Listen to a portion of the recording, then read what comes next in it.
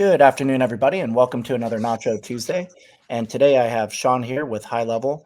And without further ado, we'd love if you could give us a background on your company and what you guys do over there.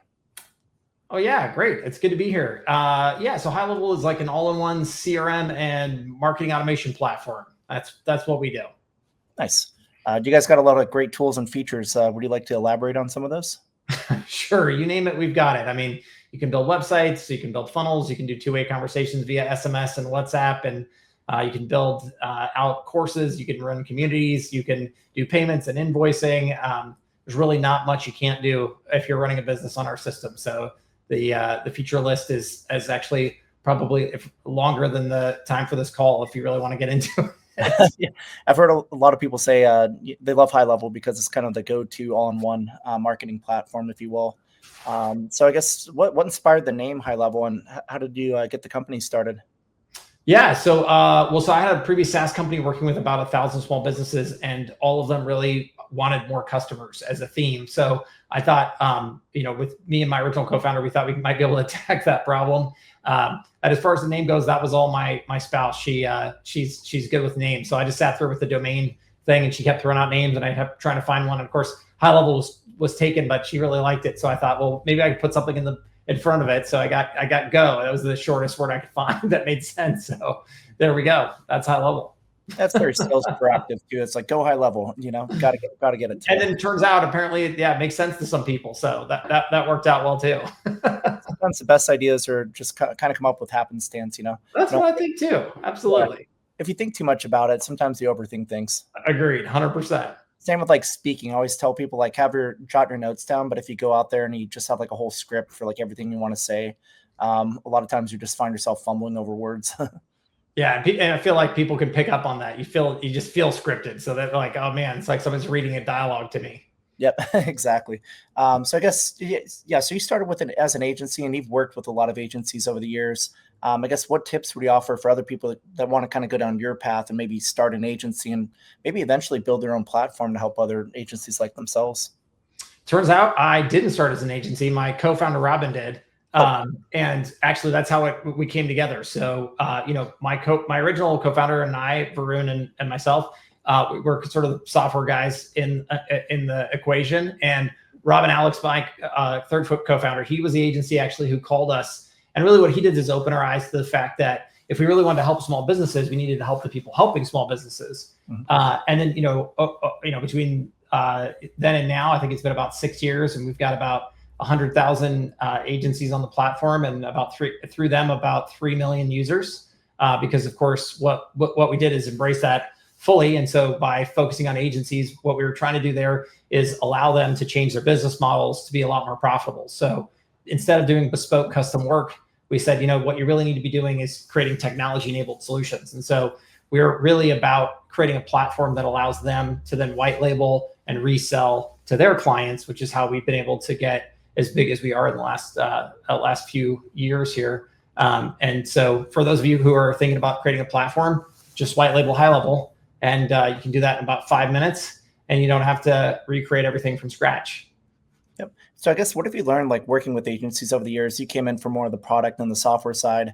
What kind of opportunities have you seen for agencies today, like as somebody coming from more of the product side, working with agencies? Yeah.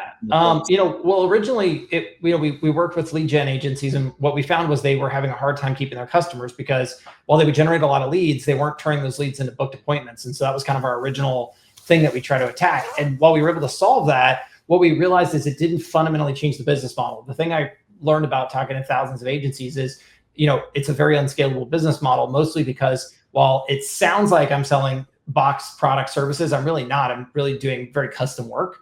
And so we were able to really help them shift to, we call it the SaaSpreneur model, where you're able to sell a technology enabled service. So now you can scale a lot more. So instead of having 5 clients, you can have 50 or 500. And at 50 and 500, you're doing about the same amount of work as you were doing before, because ultimately it's the technology that's enabling the service, but you're not selling a tool. You're not selling bespoke customer service. You're selling something right in the middle. So we've been able to radically change the business model of a lot of these agencies to be a lot more profitable and a lot more scalable.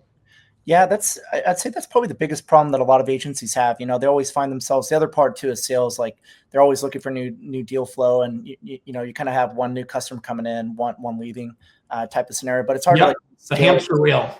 Yep, exactly. And then you're trying to collect invoices at the end of the month. I used to have an agency myself, many years ago. Great experience. Met a lot of great companies, had a lot of great clients, but a technology enabled approach, I definitely agree, is the right way to go. Yep. A lot of agencies struggle with that repeat business, and if you have them hooked on your technology and your platform that you're introducing to them, that's a way better way, I think, to kind of keep them on the hook every month working with your business. Well, and given that you're in the agency business, a lot of this I think is psychology around price points. Yep. I used to meet many an agency who was doing a fantastic job and they were doing everything right, but it just came down to the fact that $3,000 a month sounded like a lot of money to the person on the other side. And they went to great lengths to show that they were making that person 30,000 for their 3,000. But at some point it sucks, but it doesn't matter. That person is going to look at that amount and they're going to see it as a cost. They're not going to look at the revenue side, and they're going to judge you based on that. And that means you're going to get fired. And so the nice thing about having a technology enabled service is now you can go from 3,000 to 300, and and the nice thing is you're taking your profit margin from 20% to 90%, and you're creating something that's just going to stick like glue and go nowhere. And then to your point, of deal flow and sales, it's a lot easier to get a yes to a $300 sale. And you can do that over and over and over and over again. And as you just keep those customers forever, that money just piles up, and you're not having to run around and try to, do this big sale, get this big dollar amount done, only to get ditched 2 months later. And you're like, gosh, that took forever to get done. And it's just this depressing. And this is why I saw this with the hamster wheel is what I called it. These poor people would sort of, and the other trick is, you'll sell, you get customers in, and you'll stop your deal flow, your pipeline will go dead. And then all of a sudden, because you've shifted over to delivery, and then when you do lose a couple of customers, you immediately try to go back to your pipeline and it's gone, and you have to restart it from scratch again. So having a fundamentally different business model is what it's all about. And that's really almost, it's amazing. We have every software feature you could think of, but really what we care a lot about is helping people get that business model in place, because that's what's going to make them sustainable. And quite frankly, in our case, we've seen people just grow ginormous businesses now, where they're able to actually take a real vacation instead of constantly having to check in with their customer on some WordPress update to some website for something and in the middle of their vacation. So it's a very rewarding experience. Yeah, 100%. I think if you create processes around it as well, your clients get a lot more embedded into working with you. So if they're dependent on, not that you want people dependent, but it's actually good for them to be. We do want them to be dependent, 100%. And the reason why is, but it's for the right reasons, right? I think it's because you're creating an amazing outcome for them, and you're the only person that's doing it. And so, of course, they're not going to go anywhere because you're doing a great job for them. Not because you tricked them into anything, but because you're doing the best job out of anybody else they could be working with. Yep, and they're more invested in you that way too, right? 100%. So, you're running their email automations, you're running all their programs. They're not going to want to switch off that because they have a working relationship. They're embedded with you. It's tough to switch off of. So I definitely agree with you. And a lot of agencies struggle with that. So any agencies listening to this, definitely think in terms of like being a technology enabled business. It's a lot easier to scale. You'll keep your clients retained at a lot higher rate. So forget the hamster wheel going forward. I guess, what other kind of popular industry trends and opportunities do you see for agencies today? So, I mean, obviously AI as a topic area is really important, but what I always hate about it is it feels very amorphous when people talk about it. Like, yeah, that's cool, but what exactly you're talking about? One of the things that we just launched is inbound voice AI. And so, if you think about all of your small business customers, they get calls every day that they miss. And when they miss those calls, those aren't people calling to ask about the weather or see how they're feeling. They're people calling to actually give them money, right? And so we've been able to get the voice AI to the point where basically, think about it like this: it rings the business. If they don't pick up, could be middle of the day, could be middle of the night. You can roll it over automatically into voice AI, and it can do the most important things, right? So it can do things like book appointments, give out good information, and you never try to be human. You don't try to like fake it, but it does an awesome job replacing the receptionist function. And what we're seeing is people are just picking up tons and tons of sales that they were just missing before, because they you can't answer every call, right? And it's a great foot in the door product because you don't have to sell them on ads. It doesn't take a lot of setup. And in fact, you don't even have to get them to log in, because you can just say, help, you can just tag it onto the back end of their existing business phone number very easily. And then they can all of a sudden see a lot of value very quickly. And then that really opens the door to bringing you into other sales down the road. Yeah, that's great. You have all these a la carte features too, and once these companies are more embedded with you as an agency and more invested, maybe some other custom offers might come along too, because now they're invested with you. There might be those special projects where you could maybe tack on those couple extra $1,000 a month. Even if they go away, you have your base revenue coming in every single month. Yeah, exactly. That's how I've always pitched it. Is you get the $300 a month recurring bill in there, and then you can always add and subtract. And I almost think that's the better way to do it. If you come in with that expectation, like, hey, we're going to do this big service, like we're going to run ads for you, or we're going to do this for you or that for you. If you just say to them out of the gate, yeah, but it's only going to be around for 3 months, it's almost like you're already telling them it's going to end. So you're sort of guaranteeing yourself the $9,000 in revenue, but you're not getting fired out of the equation. And I noticed there's a massive difference between turning on a project and turning off a project versus literally starting with a vendor and stopping with a vendor. Because as soon as you fire that vendor, it's very hard for you then to go back later and say, oh, by the way, I realize now that I made a mistake. Like, no one does that. Their ego just doesn't let them do it.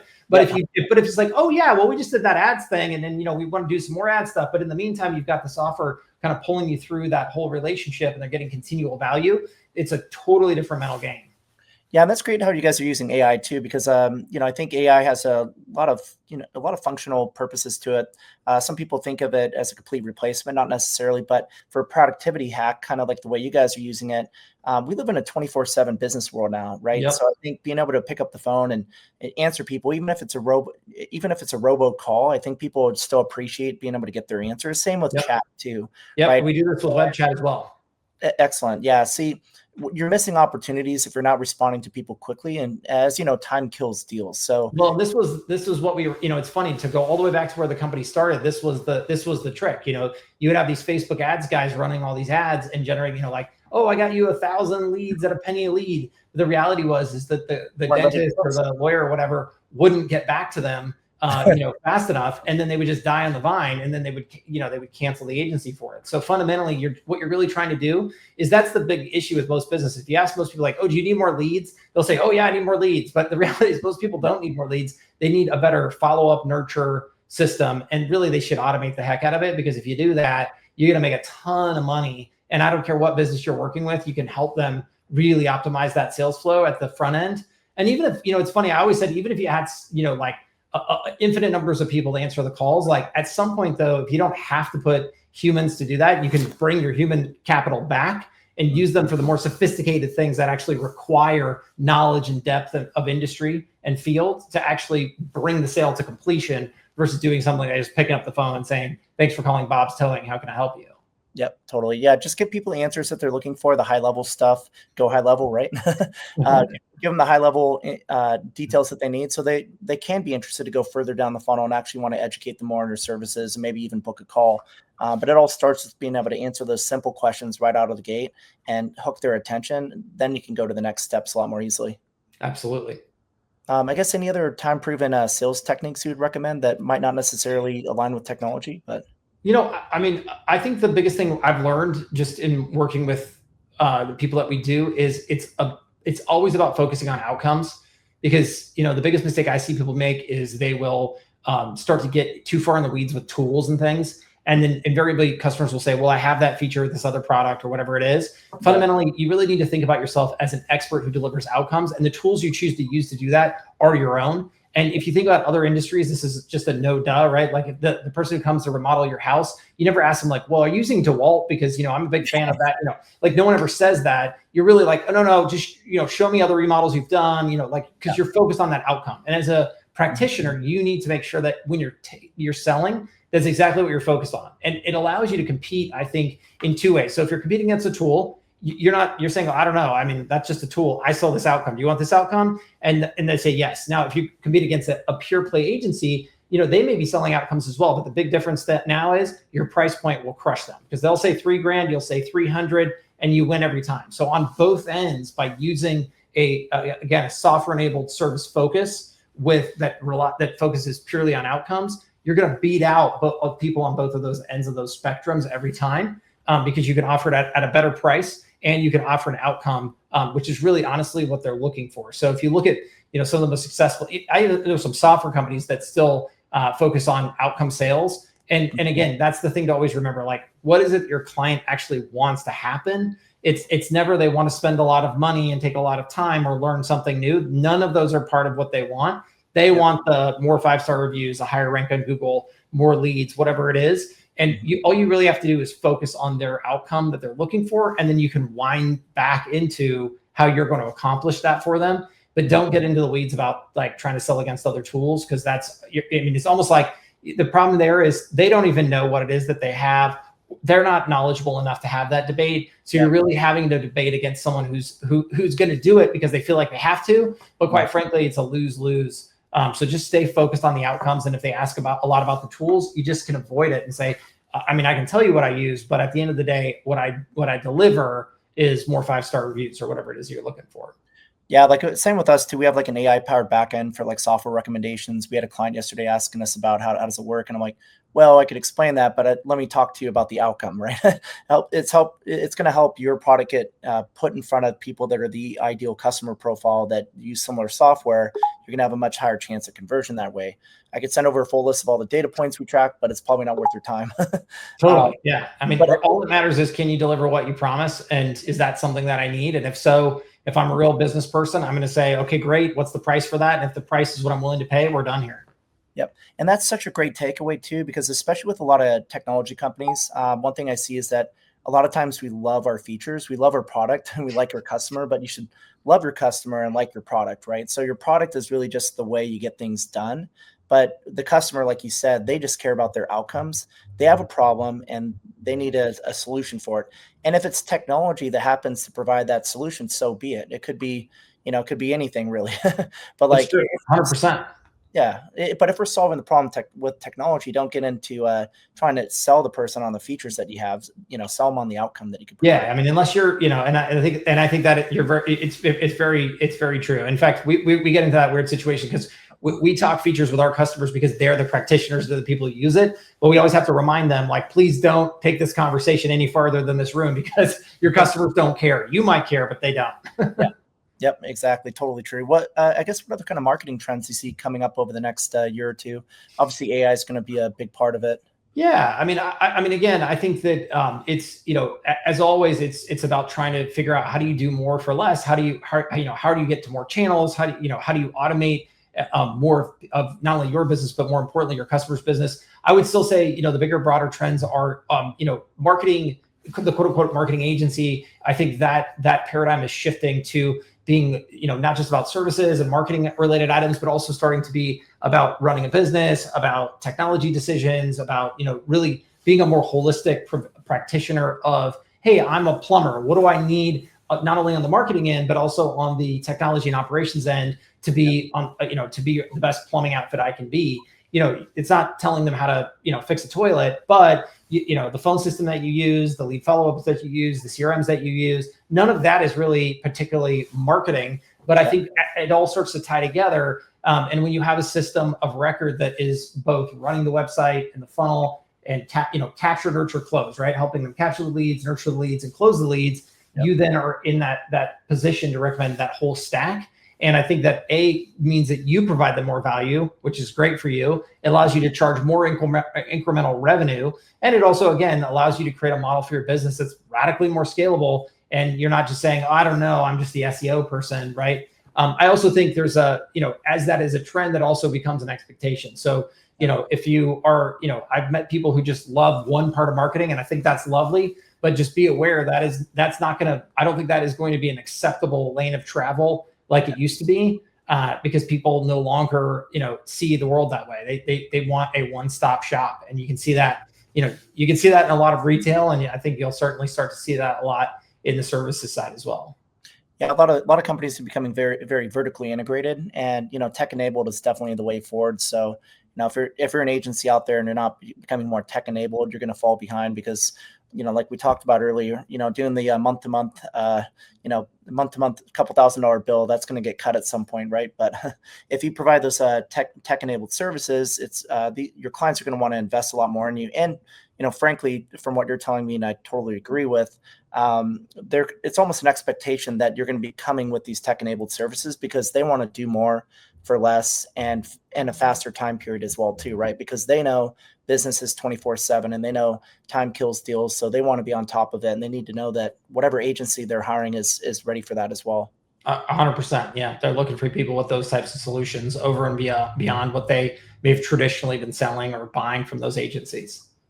Excellent. So I guess failure comes with any profession. Could you tell us about a time where you failed and what you learned from it? Oh, sure. I mean, getting into HighLevel, I mean, we the first thing we built was Service Pro Max, which was a full HVAC and field services application for managing field services businesses. And, when we went out and showed it to customers, they said, yeah, this is great, except we already have this and it has 10 times more features. And so, that was a big fat flop. Those are really the conversations that led to, okay, well, what is it that you don't have? And, that they all said more customers, but I mean, that was still 6 months to build that product and about 5 minutes for it to blow up in our face. So that was a pretty grim moment for sure. And, we learned a lot of lessons in that failure, I'll tell you. What teaches you a lot. I mean, now look at where you're at here, where you can understand the most basic things. I think when you have that practical experience as an entrepreneur, like, understanding that people actually want solutions as opposed to trying to sell them features, you learn that the hard way, because when you go out and you build your first business or your first products, and you tend, at least I did, sounds like you did too. You focused so much on the features and what you can build. And then when you bring it to the customer, they're like, that's not even efficient. Or that's not what I'm looking for. Yeah. Well, and it was really great because even to this day, we pride ourselves. We use what we call the skateboard model. So, everybody always says, well, I want a race car. And we say, okay, great. And the first thing we do is turn around and give them a skateboard. And, a lot of them say, wait a second, this isn't what I asked for. And we always say, oh yeah, that's true. But here's the great thing. It's got 2 wheels and it'll roll, or 4 wheels and it rolls down the road. And, and what we find is a very small percentage will actually say, oh, you know what? Turns out I didn't need a race car after all. The skateboard's just fine. Yep. But for the vast majority of people, what's great is they'll say, okay, this doesn't work for me, but the next thing I need is this, and the next thing I need is this, and you just keep evolving it. So the skateboard becomes the scooter, becomes the bicycle, becomes the motorcycle, and you're working towards that. But what's great about it is at each stage, you're getting real feedback from real customers instead of just sort of keeping it in the garage and working on it forever, and then someday coming out with a race car, and maybe you came out with an F1 car and they wanted a NASCAR. Like you'd never get to that place, right? You're always evolving it, and what you find is, again, the 10% who can use the skateboard, all of a sudden the 20% can use the scooter, and the 30%, can use the bicycle. And so fundamentally, you're getting more customer adoption and you're getting feedback in the real world in real time for people trying to use it. And so you're able to evolve that product much faster towards what the market wants. Yep. Yeah, that's the other problem where a lot of people kind of fall flat, is that they think they think they're going to build what they think their customers want, and they come with all these features that nobody ever asked for, and it's just a bloated mess. It's harder to take away from something, but it's easier to add, like you said, right? So starting with the classic MVP model and building from there, it's easier for them to visualize what you have at the most basic roots, and then they know what to actually ask for to add on top of that, right? Yep, and you can move a lot faster. That's the other positive. Yep. Yeah, but you don't learn it unless you fail it a couple times and go through. That's right, 100%. So I guess, any last thoughts on, why people should pick up HighLevel today? I could already think of a few. Again, we really focus a lot more on helping people create actual outcomes for themselves. We want people to build businesses on us. We want people to see us as a revenue generator for them. We don't want to be a cost center. We also happen to be the second largest marketing automation platform in the world now. So that doesn't hurt. So I think and given our feature set, I don't think you could, if you're trying to market your business, you're trying to get a CRM or something, I don't think you could find a finer platform today. So I think fundamentally that's probably one of those reasons, or all would be a good reason to check us out for sure. Yeah, and the fact that you guys are so vertically integrated too, like we mentioned earlier, I think a lot of people are looking for an all-in-one solution. And even my CEO made a comment. He's like, what's this HighLevel product? He's like, all of our customers seem to love it. And I'm like, well, that's one of our new clients we just signed up. So What have you guys? I think when you're running 7 applications for a while and you're trying to string them all together with Zapier or something, when you can see them all in one spot and they talk seamlessly together, you suddenly understand the value of what that can bring, not let alone the fact that you can save a lot of money. Yep. So I guess what's next for you guys? So you guys have accomplished so much already in a short time. Again, internationalization is a big thing. We just launched in 12 different languages, and we'll continue to do that. We're pushing out all kinds of new payment methods so that, depending on what country you're in, making sure we got you covered, and then automating taxes and things like that. And honestly, it's just about meeting everybody where they stand. So, whether it's, we have e-com now, and so that's really cool. All the inbound voice AI stuff to me is really exciting. I think it's a fantastic part of our app. We'll probably push into things like product management in 2025 and that sort of thing. But I think we'll just continue to go up and up and up. And what we've always done is follow our customer. And so a lot of it is all I know is as far out as my customer has taken me. And then what's great is we'll build it out to that, and then they'll come back with more, and we'll keep building. And because we're really about being customer focused and not trying to figure this all out ourselves or try to think we're geniuses or anything. We realize our customer will lead us in the right direction. So we'll just keep following them and see where they take us. Well, I got to say, you guys really know your stuff. So what you guys are doing over there is working. I love your business philosophy as well. Obviously, the success speaks to that. So it's great working with you guys, and we look forward to many more years of partnerships. Where can you learn more about HighLevel today? I would go to our YouTube channel. You can go to our website, but I love it. It's one page, and it has been one page for a long time, and it'll probably be one page forever. But if you want to look at behind the scenes, and we also have a lot of community now. So we have a lot of experts that come into our world and give away their advice for free and that they normally charge for. And it's all on our YouTube channel. So just go to YouTube and search HighLevel. You can't miss us. Excellent. Well, Shaun, it's been great working with you guys. You could also check them out in our marketplace. NachoNacho does have the best brands, obviously, the best tech tools for agencies included. Shaun, it's been great having you on today, and we look forward to working with you. Likewise. Thanks. Take care. All right. That was good. You're a pro.